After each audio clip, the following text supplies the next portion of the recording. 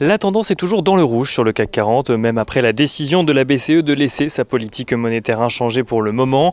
Le statu quo sur les taux directeurs reste donc toujours d'actualité, tout comme le niveau élevé du rythme des rachats d'actifs. Une décision sans surprise pour les investisseurs qui suivent en ce moment même le discours de Christine Lagarde et notamment les questions de la presse sur la politique monétaire de l'institution. En ce qui concerne l'inflation aux États-Unis au mois de mai, celle-ci progresse de 5% sur un an, son niveau le plus élevé depuis 13 ans. On note que les indices américains sont attendus en ordre dispersé pour le moment, à en croire les contrats futurs sur les indices.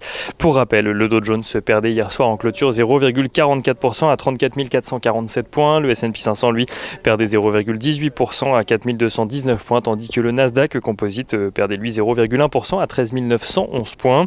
Au-delà des deux grands rendez-vous économiques du jour, on note également que la Chine a adopté une nouvelle loi destinée à riposter aux sanctions étrangères sur les sujets comme le commerce ou encore le sujet de Hong Kong. Une loi dont aucun détail n'est connu mais qui permettrait à la Chine de faire face au risque, je cite, de sanctions et d'ingérence étrangère. Du côté des valeurs à suivre à présent à Wall Street cet après-midi, on note que United Airlines serait sur le point de passer une importante commande d'avions qui serait partagée entre Airbus et Boeing selon des informations de Reuters. Et on note également que les États-Unis ont annoncé prévoir acheter plus de 500 millions de doses du vaccin Pfizer pour les distribuer ensuite à plus de 90 pays dans le monde.